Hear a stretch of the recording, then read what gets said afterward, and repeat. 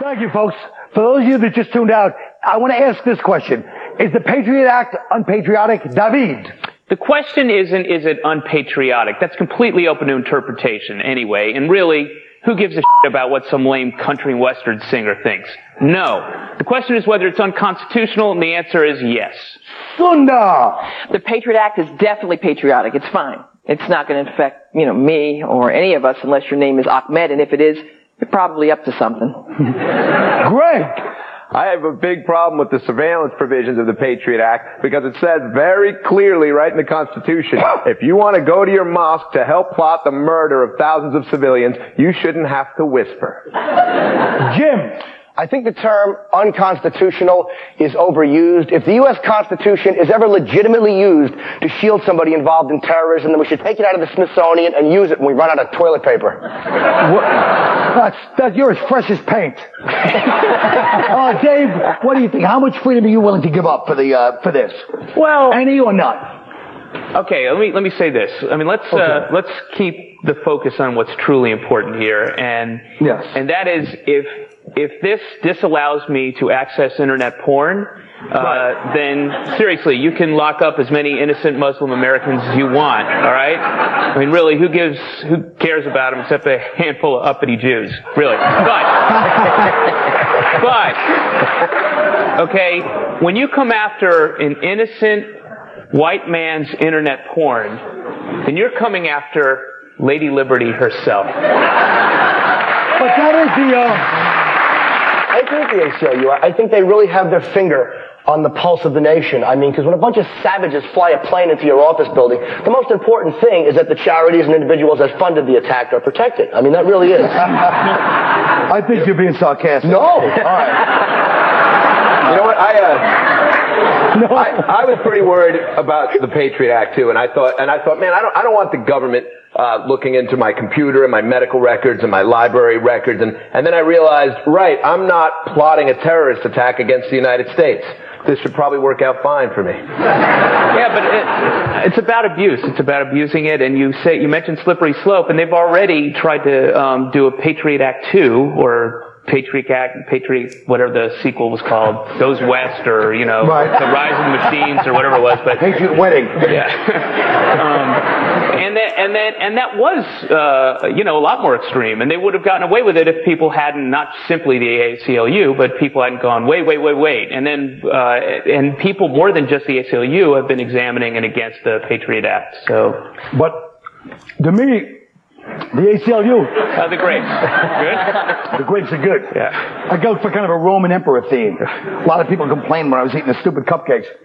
But I just think that ultimately, the Patriot Act is so mild, from what I've read of it, it's the mildest thing in the world. All they want to do is be able to go online, not just people's email, all these little wiretapping things, and it's like, at some point you have to give allowance to the fact that a guy, because we didn't get into that guy's computer, that's not why 9/11 happened, but it certainly, was one of the things that could have been, maybe possibly done something to help it. There's a lot of inept, go ahead. I'm sorry. Well, but that's not the only thing. The main change in the Patriot, and specifically this thing that we're talking about, that Section 215, whatever, the main change is that you used to have to show, why would people laugh at that point? Because you actually knew Section 215. Yeah. I'm a genius, Jim. The crowd's like, pull that Section 215 on us, all right. Well, you told me to mention it before. No. They're just, the main change there is that before you were able to do this kind of surveillance on somebody, you had to have probable cause that they were actually terrorists or engaged in terrorist activity. Probable cause. Now you just have to go to a judge and say you think that they're relevant to a terrorist investigation, which means pretty much anybody could have their record searched. So that's what some people are freaking out about. Sure. Yeah, and they should be. But that's only if you take the point of view like, okay, the danger of the government, which is obviously, at least the police states, is worse than the danger of something that actually happened. I mean, talk about a slippery slope. I could say, hey, since they blew up the World Trade Center, if we don't start changing things, the slippery slope is they'll blow up every building in the country. So, I mean, the slippery slope works two ways. Tom, let me answer this by taking this pipe. Okay. I think this will help me get my point across. First of all, I forgot what my point is. I do enjoy this pipe. It does look like it's a good point because of the pipe. But let me ask you this. Article 216, which is not Section Section 215 is for the kids. I go with 216. That's from the New England Patriot Act, and that's much different. Well, but that's what you were talking about. That's a specific thing. Yeah, no, there's a lot of other provisions in the but they're all pretty mild. And things like that. Relative to you should really make that point clear because the Patriot Act is pretty expansive, and there's it's expansive, but it's all child. I mean, the ACLU didn't complain about this whole expansive thing. There's one little thing. It's their only problem. Plenty of people complained about. But the ACLU did not. They had no. Why are you solely focused on 20 Jews? You know. Because to me, they represent a lot of the problem on the left, I think. Now, the ACLU, the problem with them is their inherent dishonesty. I don't think they're that afraid to Patriot Act. Their inherent dishonesty? Yes. What are you talking about? Because what they're really afraid of is their growing irrelevance. The fact that the country has changed to a certain degree, and they won't acknowledge that. They're more relevant now than they ever were. Wait a second. When they were defending black voting rights and women's rights, they were relevant. But now that they're defending just child molesters and terrorists, they're not relevant defending anymore. just child molesters and just terrorists. No, they're also doing significant stuff. They're fighting to get midgets on police departments. You're right. And that's important. That's very important. All right, folks, we'll be right back into this message. Oh.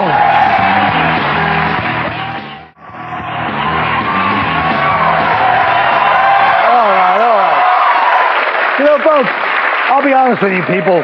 New York City is opening the first public gay high school with taxpayer dollars. I don't know what this September. I think it's a good idea. I wouldn't want to clean the bathrooms. But, well, come on, you know how horny high school kids are. These kids will be mauling each other like it's a Dolce & Gabbana Christmas party. But I will say this. It's called Manolo Blahnik High School. Now, I don't know who that is, but I think it's a shoemaker from Sex and the City. People say, oh, it'll promote decadent sex. That's only the males. Decadent sex, the girls won't be doing that. They'll be too busy in woodshop. But guys are always going to be decadent sex. People don't understand this about gay guys. They're not more decadent than straight guys. They're just doing what we would do if we could get regular girls to act like that. We'd be on the piers, be in the booths, or glory holes, A's, we wouldn't care. You know, that's how we'd be, ladies. So keep that in mind. But let's talk about, Kobe. We got to talk Kobe first. Kobe had the nerve, to show up at the Teen Choice Awards yesterday. Now, let me tell you something. He really did. And I didn't like his speech either. He said, I don't give teens a choice. All right, you want to go to it's one thing to go to the thing. That's a good one. You know it. Kobe couldn't have set me up better for that one. Now, since he started out lying, do you doubt everything he says in his defense, Jim? Or, you've been in a few pickles, let's face it. I don't doubt him, actually, and I don't think he raped that girl, because I feel when your team wins 3 out of 4 championships, legally you should just be able to stick it wherever you like. You know what? What do you guys think about that? Obviously, Jim's kidding because he's a New Yorker. How dare you say that about L.A., anything positive like that about those stupid Lakers. But do you guys have any opinion on this Kobe thing, or are you just going to see what it works? Something, it just always seems to be on the woman. Well, she visited the room and, she knows what to expect. No, we all know the rumor about the black man, so. She wanted to see for herself? Is that what they're saying? Well, but the truth is, from a guy's perspective. 12 inches. You take a legend like... I'm just going to pretend that's sort of about me, and maybe they'll cut it right. No, but from a guy's perspective, if you're at the hotel, let's say once in a while I've been at the hotel, the legend's been around for years, I'm not Kobe Bryant, but I give you credit. Girl goes, my friend will call me, hey, let's go out to this club with this girl downstairs wants to come off work, she's hot. Then she shows up, and now what do you want to do? Just talk about my MTV days? At a certain point, that's no reason to rape somebody. But let's be realistic. What girl I'm just saying, why did she think Kobe Bryant, world travel or whatever the hell he is, wants to hang out with her? First of all, I think that if anyone wants to talk about your MTV days, that is a reason to rape somebody. but I don't think. Why are people shocked that he lied? It's the same thing with Clinton when he started out lying. Why didn't he tell the truth from the start? Of course you start out lying. You're not just going to admit it. It's like my mother always said, in a relationship, you have to tell the truth once you know for sure they have DNA evidence. That's a true story. My mother really said that. She was ahead of her time. Yeah, she was a very bright woman. They're actually saying that the prosecution is saying there's some sort of evidence now of anal sex. Yes. And I just feel that, as big as he is, that this woman deserves a round of applause just for not being in a wheelchair. How do you know how big he is? But that's the whole point. But that's what everybody's saying. Now, this is the interesting question. Let's say you're having sex, doggy style, right? And then suddenly the guy decides he's going to It's a mistake. That's what guys say. It was a mistake. I didn't know it was going to slip. But if he does do that, then is that rape? I think it is. Well, this whole gay thing is... That's rape. What gay thing? What are you talking about? You're having sex and it just slips in the other? That's not rape. That's not a slip. It doesn't Stupid. slip. That's what I'm saying. You guys are just too much with that. Yeah, you guys are crazy. You guys. They're You nuts. never slipped, right? He's a I nice agree guy. with you. You bastards. What's going on? People are asking, will Kobe get a fair trial? Yeah, he's going to get a fair trial. This is not To Kill a Mockingbird. I mean, everybody's going to... It's going to be fair. From what I heard, that they're going to plead down from rape to a hand job with a mean stare. Well, okay, let's talk about the gay high school. With all the information that's coming out, the gay high school, is this segregation? Because a lot of, like, they said, like, 100, like, Puerto Rican ministers and some upstate guy that's like, conservative are all protesting this high school, saying that it's, it's segregation. Well, I thought we already had a gay high school, the School for Performing Arts. But I guess... I thought we had need one another too. one. It's Yeah, we called need Catholic one school. for gay kids with no talent. Apparently, we need a whole separate school for that. There you go. Well, It can't be that rough. deal, They folks. can We kick amuse you that. with our banter. You gotta watch the messages. We'll be right back.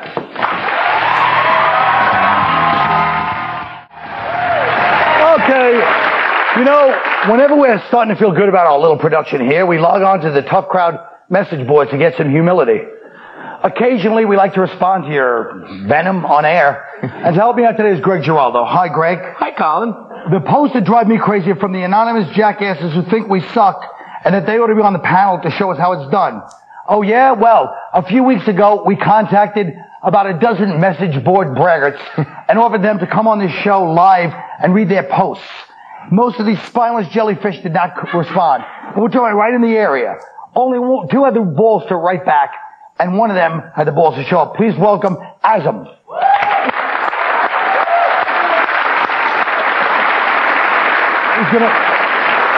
He's gonna read his real post that was on the... Is anyone else tired of Colin Quinn not being funny? Am I the only one who wanted someone tonight to throw hot coffee in Colin's face for that terrible potato joke? Can we roll that clip, please? This is a true story. It's not a joke at all. I went to a topless bar the other night. It rained and my potato got soggy.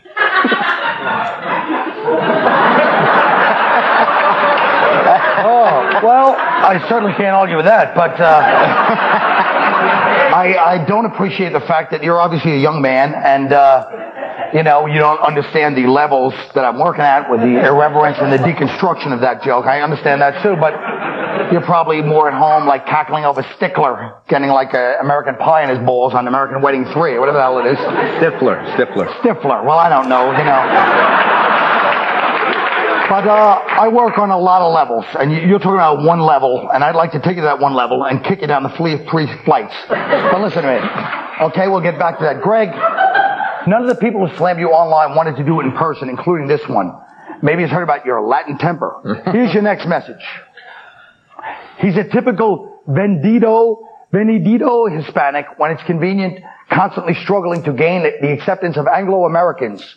We don't need any more self-loathing coconuts that just make our tribe weak. Well, aren't you a sanctimonious little prick? You were invited on the show to confront me in person, but you declined. I guess you're too busy squeezing into your sister's panties and grinding against your Mario Lopez poster. Honestly, your little piece of predictable, regurgitated drivel is more disappointing than insulting. I'd like to think that as Hispanics in America, we've moved beyond your limited worldview. It's sad that there are still mongrels like you who complain about racism and stereotyping, but then call a person a sellout when he doesn't fit the stereotype. By the way, you really showed pride in your heritage by misspelling the only Spanish word in your post. Finally, I am not a coconut. I am a human being.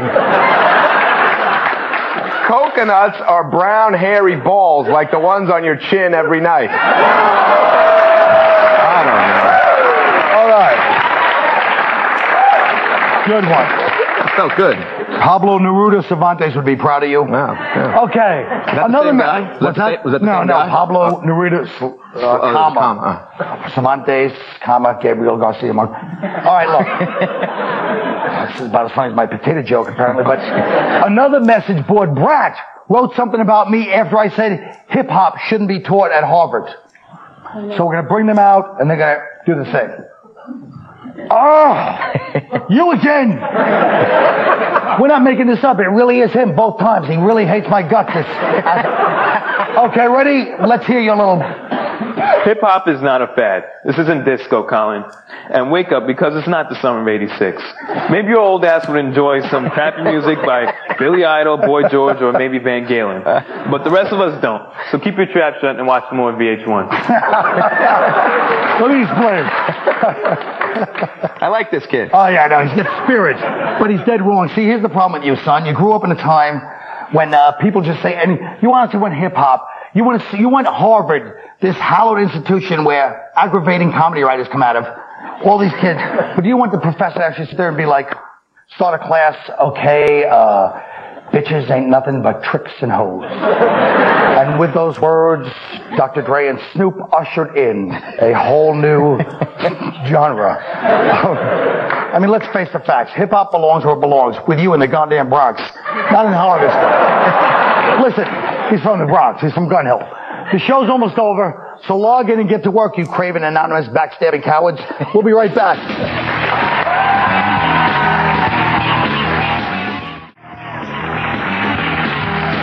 Yeah.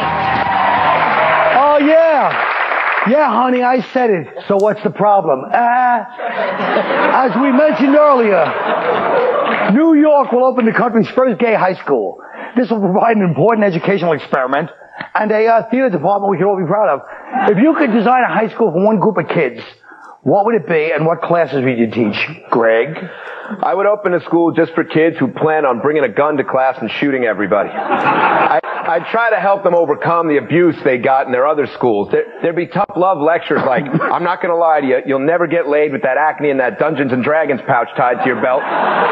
No matter how much creepy poetry you send to the head cheerleader. But don't despair. Just use the time you're not having fun to work hard and get rich. Then move to LA, buy a Porsche and a big bag of Coke, and you'll be ball deep in silicone before you can say Lord of the Rings. All right. Linda. No, I think I would design a high school for really, really stupid girls. But there's a lot out there. And I would teach them things like a tattoo on your breast of his name is forever. He's not going to pay you back. And finally, if you get a nipple ring for him, nobody's going to know because you're wearing a shirt. All right. Jim Norton. Along the same lines as Sundar, I think I would open a school, and the students I'd like to most help would be the cheerleaders because I feel you're incredibly misunderstood. First of all, I'd like you to know that those skirts you wear are a badge of honor, and you shouldn't spoil them with things like bras and panties.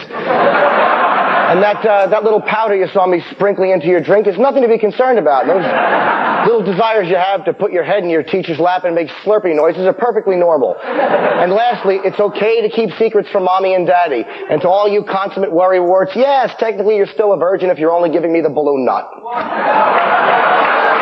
Okay. David. I would create a school just for jocks and future frat boys. And oh wait, I guess that's kind of like a latent version of the gay school. All right then. Okay. Then I would create a school just for bullies. Teach them how to be nurturing and sensitive. That would never work. Oh wait, better yet, how about a school just for pussies? Yeah. Teach them to kill with their bare hands. All right. I'm not saying this goodbye. I'm just going to say, I'm going to say goodnight. And maybe we'll, I don't know, do we have a best of ready? Anything?